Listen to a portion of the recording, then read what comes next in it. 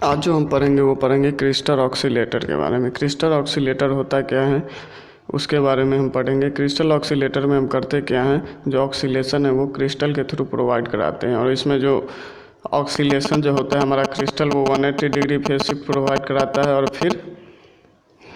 फिर जो हमारा जो स्विचिंग सर्किट यूज होता है वो भी 180 डिग्री हमारा फेज शिफ्ट प्रोवाइड कराता है। तो टोटल फेज शिफ्ट कितना हो गया हमें 360 डिग्री। तो क्रिस्टल ऑक्सीलेटर के हेल्प से भी हम ऑक्सीलेशन प्रोवाइड कराते हैं। आइए फर्स्ट पॉइंट देखते हैं इसमें क्या है। क्रिस्टल ऑक्सीलेटर यूजेज ए पीजो इलेक्ट्रिक क्लिस्टर, यानी कि ये पीजो इलेक्ट्रिक क्लिस्टर का यूज करता है। पीजो इलेक्ट्रिक क्रिस्टल क्या होता है, जैसे कि रोचले साल्ट हो गया, ये सब हमारा कौन से कैटेगरी में आता है, पीजो इलेक्ट्रिक क्रिस्टल में आता है। जो हम यहाँ operation of piezo electric crystal is based upon inverse piezo electric effect, यानी कि जो ऑपरेशन यहाँ पे जो हम यूज कर रहे हैं वो उसका ऑपरेशन किस पे बेस्ड होगा, यानी इन्वर्स पीजो इलेक्ट्रिक इफेक्ट पे बेस्ड होगा।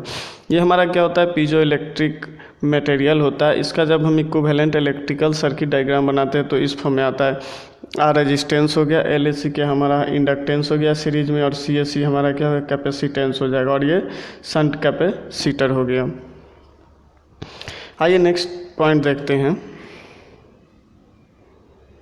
The tank circuit contains two parallel branch, यानी देखिए इसको टैंक सर्किट बोलते हैं। टू पैरेलल ब्रांच है। First branch includes a series combination of resistance inductance यानी inductor L A C and capacitor C A C, while other branch having only one capacitor, जो shunt branch में है only one capacitor है।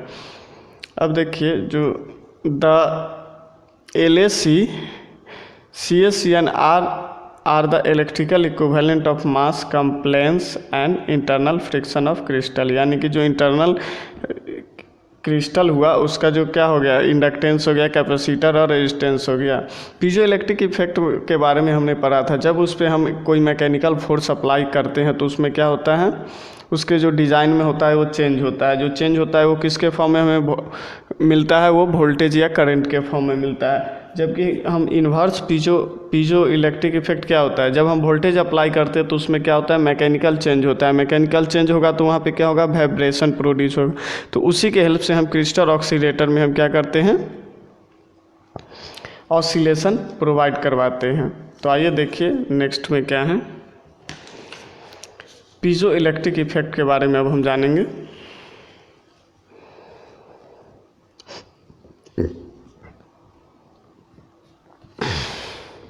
इसमें देखिए piezoelectric crystal is one in which electric potential appears across certain surface of a crystal if dimension of the crystal are change by the application of mechanical force, यानी कि piezo electric effect क्या होता है, जब हम किसी भी crystal पे मैकेनिकल फोर्स अप्लाई करते हैं तो वहाँ पे क्या होता है, उसका जो डायमेंशन होता है वो चेंज होता है, चेंज हो जाता है। वो किसके फॉर्म में हमें मिलता है, या तो वोल्टेज या करंट के फॉर्म में। इसी को जब हम रिवर्स में अप्लाई करते हैं, यानी कि जब हम वोल्टेज उस क्रिस्टल पे वोल्टेज अप्लाई करते हैं तो वहाँ पे क्या होता है, मैकेनिकल चेंज होता है, यानी कि उसका डायमेंशन चेंज हो जाता है। और जो डायमेंशन चेंज होता है वो किसके फॉर्म में होता है, ऑसिलेशन के फॉर्म में होता है।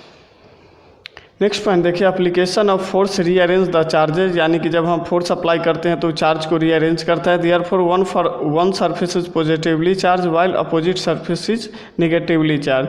जब हम उस पर फोर्स अप्लाई करेंगे तो क्या होगा, एक सरफेस पॉजिटिवली चार्ज हो जाएगा और एक सरफेस निगेटिवली चार्ज हो जाता है। This effect is known as piezoelectric effect, यानी कि जो ये इफेक्ट हुआ इसको हम लोग क्या बोलेंगे, पीजो इलेक्ट्रिक इफेक्ट। इसका एग्जाम्पल होता है पीजो इलेक्ट्रिक मटेरियल का क्वार्ट्स हो गया। आपके ऑब्जेक्टिव क्वेश्चन में पूछेगा इनमें से कौन आपका पीजो इलेक्ट्रिक मटेरियल है, यानी कि क्रिस्टल है।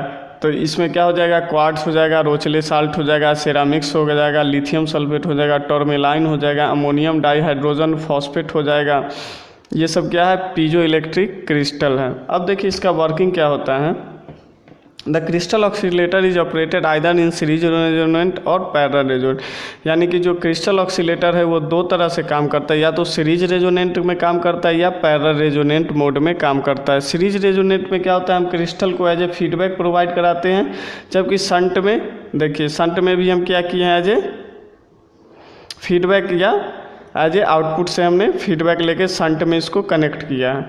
ये देखिए हमारा सीरीज आउटपुट का जो वर्किंग क्या हो जाएगा, यहाँ से VCC जब वोल्टेज हम अप्लाई देंगे तो रेडियो फ्रिक्वेंसी चॉक की हेल्प से ये हमारा जो वोल्टेज है जो यहाँ जाएगा, ये कपलिंग कैपेसिटर है, ये एक नेटवर्क से दूसरे नेटवर्क को कनेक्ट कर रहा है। तो यहाँ पे क्या होगा, हमारा क्रिस्टल पे मैकेनिकल चेंज होगा। जब वोल्टेज लगाएंगे तो मैकेनिकल चेंज होगा। मैकेनिकल चेंज किसके फॉर्म में प्रोड्यूस होगा, ये ऑसिलेशन के फॉर्म में प्रोड्यूस होगा। जब यहाँ पे ऑसिलेशन होगा तो हमें साइनोसोडियल सिग्नल मिलेगा, साइनोसोडियल यानी कि फ्रीक्वेंसी के फॉर्म में। यानी ये जो हमारा क्रिस्टल होगा वो 180 डिग्री का फेज शिफ्ट प्रोवाइड कराएगा। और जब यहाँ पे ऑक्सीलेशन होगा तो इनपुट किसके, जो ट्रांजिस्टर पे हम बेस टर्मिनल पे क्या जा रहा है, इसका इनपुट जा रहा है। यानी कि क्रिस्टल में जो ऑक्सीलेशन प्रोवाइड होगा वो कहाँ जा रहा है, ट्रांजिस्टर के बेस टर्मिनल में। बेस टर्मिनल क्या होगा, इनर्जाइज्ड होगा। और ये ट्रांजिस्टर को ऑन करके फर्दर सिग्नल को 180 डिग्री एम्पलीफाई कर देगा। तो टोटल हमें कितना मिल जाएगा, आउटपुट पे हमें 360 डिग्री एम्पलीफाई होके मिल जाएगा, जो कि इस बार्कहसन क्राइटेरिया को फुलफिल करता है। तो इसका वर्किंग यही हो जाएगा। सी हमारा क्या है, ये सब इमीटर कैपेसिटर है, R1 R2 क्या है, हमारा वोल्टेज डिवाइडर है, CC क्या है, कपलिंग कैपेसिटर है। तो नॉर्मल इसका हम आपको वर्किंग बता दिए। उसी तरह इसका भी वर्किंग है रेडियो फ्रिक्वेंसी चॉक की तरह। यहाँ पे C1 C2 जो है वोल्टेज डिवाइडर के रूप में भी यूज करते हैं। इसमें भी सेम केस होगा। जब हम वोल्टेज अप्लाई करेंगे तो क्या होगा, ऑक्सीलेशन होगा। ऑक्सीलेशन के थ्रू देखिए ये फिर यहाँ से ये कनेक्टेड है फीडबैक में। तो क्या होगा, यहाँ पे 180 डिग्री का फेज शिफ्ट प्रोवाइड होगा। 180 डिग्री फेज शिफ्ट फिर ट्रांजिस्टर में जाएगा। ट्रांजिस्टर क्या करेगा, फिर अगेन 180 डिग्री का फेज शिफ्ट प्रोवाइड करेगा हमें आउटपुट में एक सस्टेंड ऑक्सीलेशन यानी कि स्टेबल हमको सिग्नल मिलेगा। अब देखिए सीरीज रेजोनेंट में होता क्या है। इसमें जो फ्रीक्वेंसी निकालने का फार्मूला जो होता है 1/2 pi root under LAC into CAC। LAC क्या है, हमारा सीरीज में जो इंडक्टेंस लगा हुआ है वो हो जाएगा। और CAC क्या हो जाएगा, हमारा सीरीज कैपेसिटेंस का वैल्यू हो जाएगा। अब देखिए पैरेलल रेजोनेंट मोड के लिए हम क्या करते हैं, F = 1/2 pi root under LAC into C equivalent. C equivalent कौन सा कॉम्बिनेशन होगा, C1 और C2 का जो हमारा होगा वही हमारा C इक्विवेलेंट हो जाएगा। जो सीरीज रेजोनेंट मोड का हम वहाँ यूज करते हैं जहाँ पे हमें लो इम्पीडेंस का फॉलो करना होगा, यानी कि इट ऑफर लो इम्पीडेंस। जबकि हमारा पैरेलल रेजोनेंट मोड हम कहाँ यूज करेंगे, जहाँ पे कि हाई इम्पीडेंस का ज़रूरी होगा, यानी कि इट ऑफर हाई इम्पीडेंस। तो ये टोटल ओवरऑल हमारा क्या था, क्रिस्टल ऑक्सीलेटर के बारे में। तो यहाँ पे हमारा क्या हो जाता है, हमारा ऑक्सीलेटर चैप्टर समाप्त हो जाता है। Thank you.